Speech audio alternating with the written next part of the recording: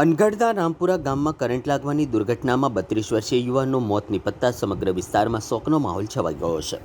મૃતકની ઓળખ કમલેશ ગોયલ તરીકે થઈ છે. કમલેશ ગોયલ નોકરી પરથી ઘરે પરત ફર્યા બાદ ઇલેક્ટ્રિક મોટરની મદદથી પાણી છાંટવાની કામગીરી કરી રહ્યા હતા. દરમિયાન અચાનક જ તેમને જોરદાર વીજ કરંટ લાગ્યો. કરંટના કારણે તેઓ ગંભીર રીતે દાઝી ગયા અને બેભાન થઈ ગયા. આ ઘટનાની જાણ થતાં જ પરિવારજનોએ તાત્કાલિક તેમને સારવાર માટે ગોત્રી હોસ્પિટલ ખાતે ખસેડ્યા હતા. જોકે ફરજ પરના તબીબોએ તપાસ બાદ તેમને મૃત જાહેર કર્યા હતા.